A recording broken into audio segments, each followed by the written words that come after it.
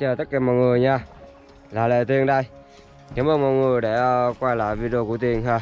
Hôm nay Tiên cùng với anh em lại tiếp tục sinh hoạt buổi sáng trên cano. Video này Tiên quay buổi sáng của anh em mình nha mọi người. Hiện tại thì hôm nay anh em mình sẽ ăn ở trước này.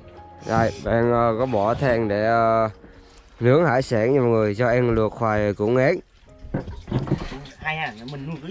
Ở đây một hộp cua. Anh em nuôi khi nào thèm thì bắt được ăn. Con cua đây giống cua đầu mắt hả? Mình đâu còn mắt không mày? Nó chuẩn bị con trứng này nó còn mắt làm dài nó đo nó dữ luôn. Cua lén giờ. Cua lén nhưng mày nó còn trứng hay lắm, nuôi nhanh còn trứng lắm. Để ý chưa? Rồi đó tôi nuôi. Phải là cua cá nó còn gạch thức rồi. Thế. Con này nó đang có mang trứng nha mọi người. Bị anh em bắt gặp về thẻ con này. Con này dùng hơn bơn càng rồi. Càng này nó sẽ mọc da nha mọi người. Hai con luôn hả? Bắt thấy không? Còn trứng không? Hay lắm. Một cái. Ở tới mùa này nhanh còn trứng lắm. Thế. Nhiều gì chưa thấy nhiều vai. Rồi hai con này mang trứng thì anh em sẽ thẻ nha mọi người, để cho nó để hôm bữa bắt thì không có đâu, nhưng mà hôm nay bỏ xuống nuôi chung thì nó bắt cọc sao nó có trứng hết rồi, giờ thẻ đi. Nướng quậy tiệt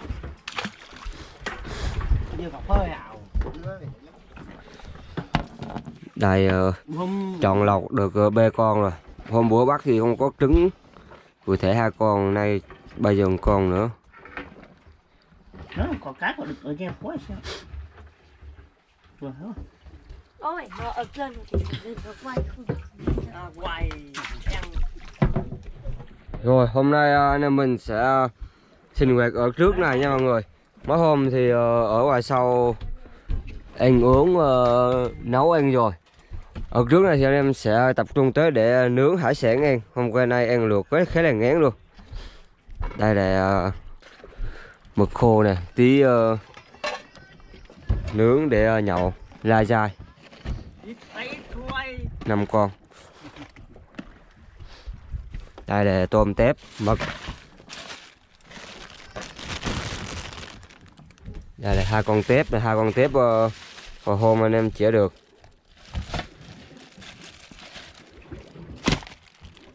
Quá trời to luôn. Tí đặt lên nướng luôn. Luộc thì béo nhức nách rồi, nhưng mà nướng thử như thế nào. To lắm. Rồi còn đây là khai ốc nữa này.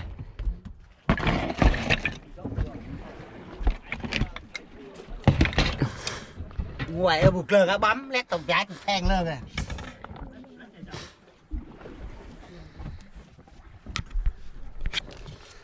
Nướng mực trước để nhậu trước nha mọi người.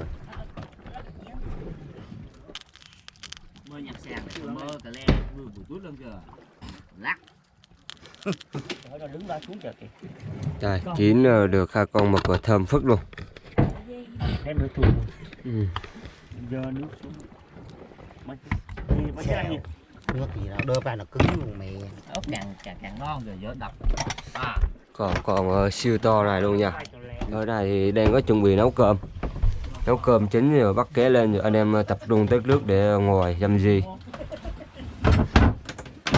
Mỗi hôm thì anh em tập trung ở này, nhưng mà nay nướng thì tét nước cho nó dòng dãi. Đây dê tửu nha mọi người. Rượu dứa. Vậy lừa ở đây lùm bèo đánh theo luôn rồi. Rồi, mời mọi người xúm xít cùng với anh em. Nói chung sáng thì làm một tí trước. Đây là chỗ đây này. Đó. Đó này. Ôi, hoàn cục xưa. Cháy à? Thường luôn, không đâu. Chứ cậu nó đi. Đây chữ khét ở đó, khỏi chơi. Anh thường chứ. Chữ khét đưa lại. Đó cái dàn mỡ trên rồi. Có nước cậu. Còn nữa ở cái này qua nó mắm luôn trời. Để đây mời tất cả mọi người nha, qua cùng anh em. nhất là hại tắt nhất là trời mỗi lần rồi nước đầy.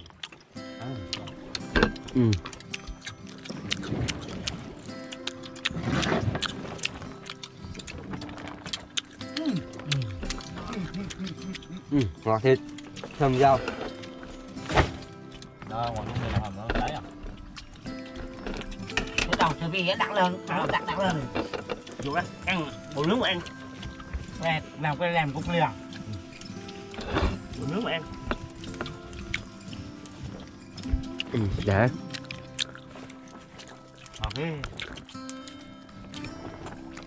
thơm lắm mọi người.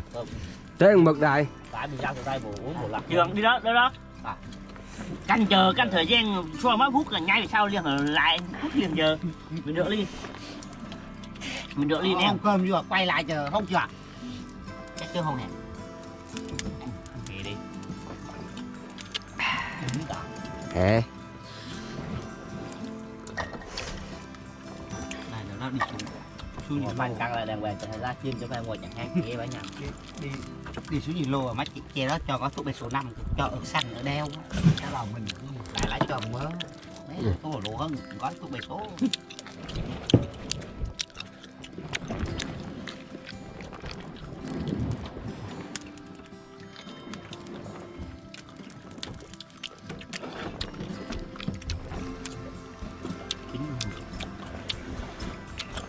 mẹ Ngọt thiệt lắm mọi người. Nướng rồi. Nướng mà phơi một nắng nướng thì ăn rẻ lắm. em chỉ xuống cho em đã quay lo xuống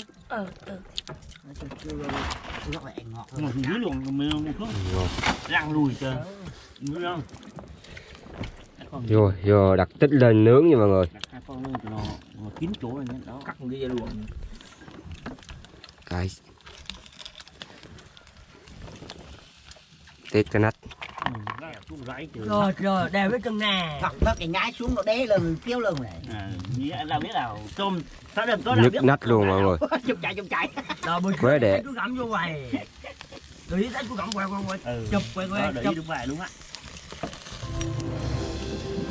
ơi được chưa rồi đó nó éo luôn mẹ ôm mà gãy thành nào nói gì ghê nó đỡ nó éo chứ ghê gì nôn quay đi xe cả thớ anh đi cỡ bạn đang phụ bê rồi xe giống thờ ngu lan đưa ra đi chào chào bạn bây giờ sớm bây giờ đói đi ngoài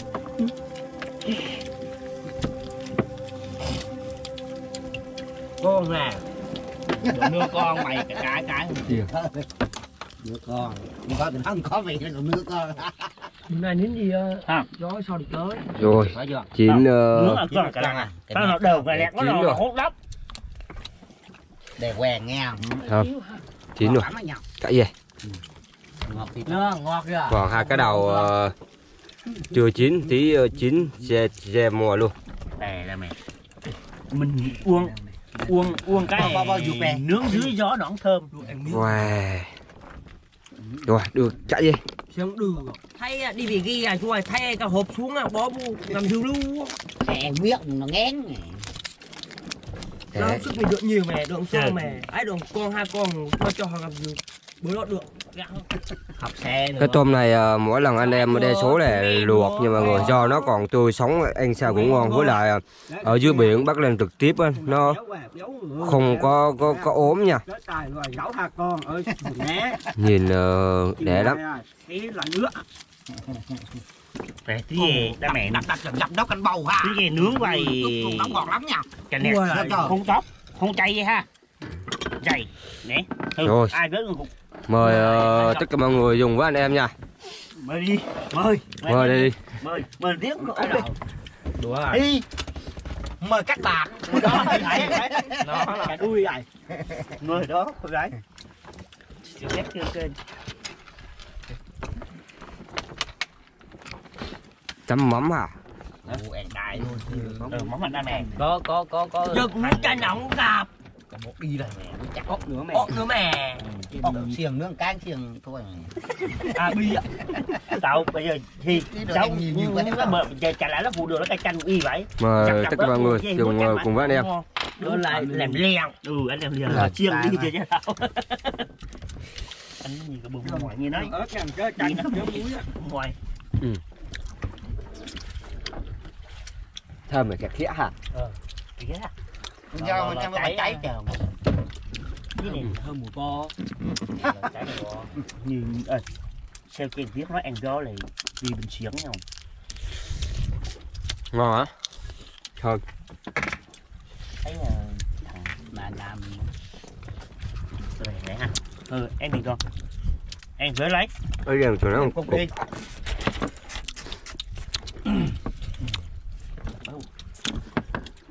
Ăn đầu chưa đủ.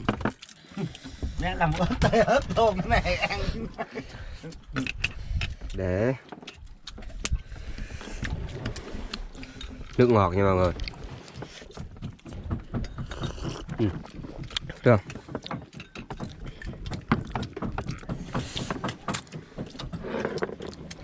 Chị ái chị 47 mày hơi nhậu mà chị cơ đó chị cơ mới lần cũng về thôi tiếng hết còn nữa.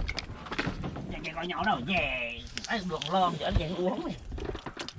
Từ cường lên mất bữa à xong Cái nào chơi sao vậy? gì Chứ mẹ. Thơm. Thất rồi. Một quẹt bỏ xuống cái này bỏ xuống này. Sao vậy? Được quá mà chấm luôn cho Bỏ đậu. vào trong này đâu. Chị nó hút hai đứa này chỉ mệt đi. Nói chung 9 giờ đi chùa, 9 giờ đâm đi chùa này. ở ghe thường là có nhiều chiếc người ta không có nướng nha mọi người. Chúng em thứ và lét hút lét. Nhưng mà anh em thì bình thường. Dương con cá cho hút bé đơn. Gì keo à? Đấy, hai con tôm. Không phải vì phe trong đâm tối đời thì nó liền bèo. Chú. Bí nướng cái này xong rồi đặt mực lên nướng tiếp. còn thuốc hả? Cái đó giống rú vậy. Không phải hai lẹ luôn. Quế đẻ luôn mọi người. Ăn ở này Có bữa nào đúng không mày? quế đẻ phê luôn nha. Đi biển được và ăn ở nước này nướng hải sản trực tiếp vì quế đẻ luôn. Nói chung như nhà bè vậy, sang hơn ăn nhà bè nha. Xe ông câu này chứ đâu dễ đi về, ông sang này dễ. Được cái anh em đi biển có hải sản sẵn sàng, khỏi nhọc công mua nha. Chứ là làm xuống như vậy ạ. Anh ơi gì khôn á. Quê, để bác sĩ không à. Có gì người đó cũng là bác sĩ lai không à. Cái này ông hết không? Nhắc ấy đứng trong miền dưới qua miền dưới lát đâu tới ngồi lát là lạnh nè, nghe cái là lạnh. Đường nhậu đó hả? Làm đưa ít miếng á. Đó, Lượng bực tươi lên lạnh. Ăn nhức nách luôn. Này là biết đừng uống đâu, phải đưa có miếng gì còn trước là lạnh nó nắng ăn á. Trời gió gì ăn mua gì? Nó Luộc dừa. Đồ chừng ấy vừa thôi. Giờ nó còn nước đốt thì nó sắc bò đó cần bò đốt nó ăn quen chừng còn nước thì ăn ngon. Tôm kia ấy về khá về. Giờ ăn cơm bây giờ còn ngó nào vô nữa. Tại vì nói rồi gì có nó rồi. Bây giờ lại bắt ké lần luộc. Cơm chín cho mày ha. Bắt ké lần bắt. Còn mà có luộc ra đó là chín chạy lại đây ngoài nhậu. Cái gì? Đây kia nữa hả? Ê. Mời tất cả mọi người. Để miếng 25 chứ nghe bấy nhiêu bèn lấy. Mình nói là 25 chứ bê cam để nói. Bữa hôm rồi nó 28 để miếng. Quá ngon luôn. Rồi có em mua chục hôm 5-6 kg mà. Nhiều lắm. Bữa nó dắt bữa sau đi là mình nói mình trọng ngập nước để ba. Rồi mì nó chụp. Nó lại xuống chợ. Cái mực này chín thì đốt tiếp. Thơm. Rồi chắc còn mớ gì. Thơm lắm mọi người. Bương ca đó tóng nhiều lắm. Xong à đưa chừng quá. Anh đè ấy Rồi giờ anh em đổ cái miếng bông lại cho nó chuyển gió để nắng rồi. Đổ lại cho nó mát ăn ở trước này luôn. Chó nó tẹt bên đây lại. Rồi mực cũng gần chín rồi. Quay thơm. Ép cái đây cho nó me. sống rồi bỏ xuống. Ai gì? Tao kéo nó còn thú mà. Mà kéo đầu cái bên nó không thù. Quay, mình là nắng suy. Mày Đây là nắng hả? Mày không phải đáng đầu này. cứ Gạo bừa kéo tối để đi. xem lại. Đây, cái đêm bay đây là. Thơm lắm mọi người. Cái đêm bay đây là mẹ nó nắng. Còn đây nó Để xem lại. từ lúc đâu ăn còn mét này, tất nhiên qua vài mét hơn. Mấy này này. Cái mắm ngon rồi. Trứng sống. Xem là bắt ăn được ha, chắc mà.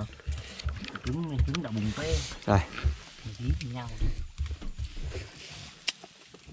Để. Bây giờ khách du lịch chơi hỏng khoa. Giờ nằm ở nhà co khô lết. Thơm lắm mọi người. Rồi. Đây ơi, Thơm rau. Còn bê đâm nữa. giống muối. Rồi chờ cái bò chín này tới này ăn uống luôn nha. Mực chín rồi lấy ra qua luôn. Rau đi chưa rồi. Điềm từ đây bùn đông bùn lạnh được cái đầu. Xong đâm được mắt rồi. Thôi khó đâm được mắt. Ăn ở trước này nướng như thế này thì lâu lâu anh em mới ăn bữa chứ rất là kỳ công nha mọi người. Nướng bỏ than các thứ thì kỳ công lắm. Mỗi hôm thì anh em cứ bắt cơm lên và nấu ké lên để ăn và ngủ sớm thôi. Hôm nay ở cho làng bữa. Rồi giờ thì anh em chuẩn bị dùng bữa dùng nghỉ ngủ nha mọi người. Bò với tứ bạn quyền. Cũng tới giờ ăn rồi. Ở tường về giữa chẳng tường. Không phải ở đéo mẹ. Khi này mình dê bắt ngâm chắc. Nhô luôn. Mẹ đã to vào mình. Con chặt nó đen họ đen mua nô. Còn đợt đó nhàng lem bác. Bác nó để Cái bò hòm này béo lắm mọi người. Cũng mua hết. Gặt đen hết. Không mua đâu. nhàng lem này bác. Bùn nhau một tao bạc tẹo luôn. Buộc Gặt đen. Buộc bác đi rồi gặt đen mấy không mua. Bữa nào chéo đó rồi. mẹ. Giờ mời mọi người dùng cơm cùng anh em nha. Ăn ngán luôn. Cho là mắm. Đây là rau này. Rau anh em đem đi để cuốn bánh tráng. Tới cà lóng bây giờ là dày bé rồi. Trời ơi. Hòn thưa cũng rảnh. Thường gì hồi đó thằng đen con nào cũng nếu mình cứ chưa biết là hồi đó được xong chơi một che luôn. Nước mắm. Gặt đen. Trong hạt chơi chứ ba xe có bao nhiêu không mua gặt đen bao nhiêu không mua. Giờ sẽ làm nước mắm mì.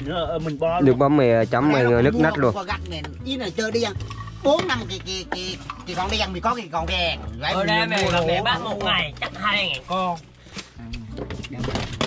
Mắm nó dày hết. Mẹ mẹ trời. Đi chơi là biển luôn. Mới có đây. Còn đó mình để ý rồi, chắc bây giờ để ý là có dày phải không? Đi vô lục bụi rồi nằm liếng luôn. Dì dẫm xuống này xịt. Lặng Nhâm gì gan. Bò cũng biết ảo. Nước mắm này mì, ớt, đường, nước mắm. Bỏ vào là quậy lên, chấm ăn. Chơi về họ cầu do với họ một. Buồn chục bây giờ. Ngay chỗ nào chỗ nó no quá. chứ gắp vô nó bị cay, khói qua nó có cay. Nho bà mẹ. Cao nho mẹ. Có to nho mẹ, học bán nưa mẹ còn ô. Câu mẹ đé mẹ. Ngồi đó to cho to nho. Không mua đé về mẹ. Ô trời. Thiếu đường. Đúng rồi, nó chưa ra. Cơm từ đây. Chọc cái nuôi vì họ mua chỗ đây mua đé về mà họ đô pha. Đó. Món bò hòm mà. Món Nước mày từ em được quen đi nữa. đẹp quá. Rồi món này món bò này thường sẽ nướng hoặc luộc, nhưng mà nướng thì nó sẽ xét cái dê lại. Nẹt ít hơn là luộc nha mọi người. Luộc như này nẹt nó đỡ teo hơn. Anh em đa số dân biển của tụi mình đa số là luộc. Chín nè. 91. Cà gan chứ chín. Cà nè chắc chín rồi đó. Bao có lần trước em. Còn coi tùy con ạ, sao nó chín đều hết mày. Chín nào? Xe nó ấy hết mày. Cả cho khác vô bó vào hầm. Luộc lại. Ở dưới chín. Giờ rất là xong chưa? Rất là cho phép. Ở dưới chắc chín rồi. Sắp ra lên xuống luộc lại. Đó, cái ở dưới này là chín rồi. Vào hầm từ từ. Ở dưới là chín rồi. Cà gan nó phải mày. Nè nó chín cho gan rồi. Anh nhờ cả gan à. đứt đèn hết à. Mày bảo hoa một dưới nó chín. Kiếm chưa cái ghen là Cái con cái bò hòm này cái gan là ăn béo lắm mọi người, không có bỏ cái gan đâu, ăn nhức nách luôn. Đây mời tất cả mọi người nha. ấy cái vừa mới anh sắp kéo một hòm nước và cái là nó kêu bông hồ Rừng keo chua chóc là chín à. Đó ở dưới là chín. Chín này cái này nó chín rồi. đó lấy gan bông hồ liền Về lắng đấy. Cái là cuốn láng mới đúng. ở dưới con gan gấp lên Để đó gấp đi quế đẻ luôn. Về kia chờ. hay đi cho đúng rồi Ít chưa về người con. chậm gen nó mới ngon chứ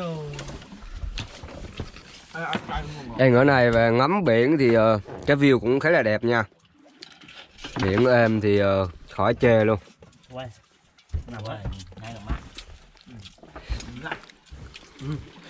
Cũng may ở Tiên nó chưa có dịch còn thoải mái một chút. Nếu mà dịch thì chắc có lẽ là biển này ra ngoài biển này trốn dịch cũng được á.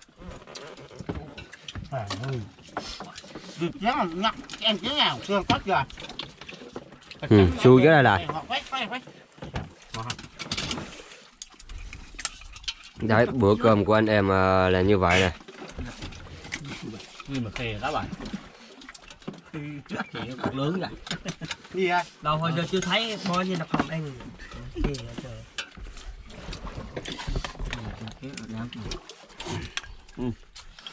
Cơm. Ít có cái bài hả? nói từ cái con mẹ không Cái to kia rồi.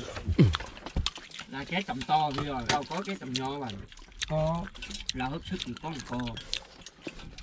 Là cái bèn bèn kia đúng không? Đi vài là màu hết rồi đi. nhưng mà vô xuống quả gì ở đâu Còn nghe. Còn cái nghe.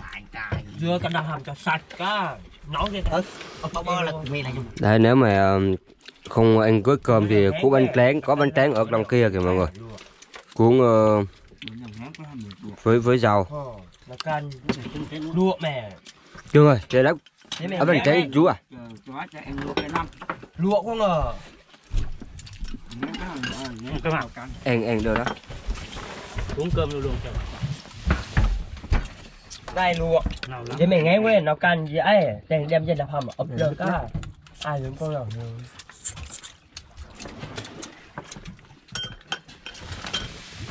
chưa có gì sơ dơ hả xem Nói chung hơi lộn xộn một chút, nhưng mà cũng có thứ tự rồi. Rồi giờ Tiên mời tất cả mọi người dùng bữa cùng với anh em nha. Đấy anh em ăn thì vừa ăn vừa nói chuyện tâm sự. Khi ăn xong thì chắc ngủ nghỉ đó mọi người. Bây giờ cũng 10 giờ trưa rồi. Thường anh em làm bê tăng đi dập 2 giờ mới ăn cơm, 3 giờ mới ngủ nghỉ. Đấy anh em thế này luôn. Nó vàng nón xanh ha.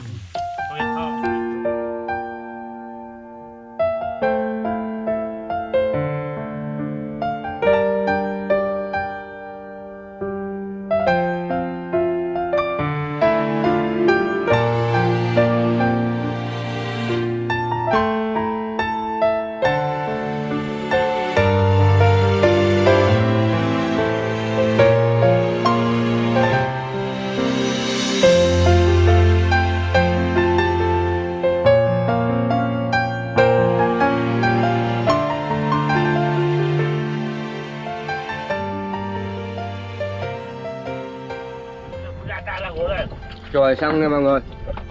Anh em cũng ăn xong rồi. Buổi sáng của anh em sinh hoạt là như vậy. Nướng hải sản, ăn các thứ rồi, ăn cơm để ăn món cái bò này nha mọi người. Buổi sáng thì anh em ra chỗ ăn luộc hoặc là xẻ ớt gì đó cho nó đỡ khô khét. Buổi chiều thì chắc chắn phải nấu canh rồi cho nó có nước để chan khắp. Đây. Bài rồi. Bài à. Nó bắp không?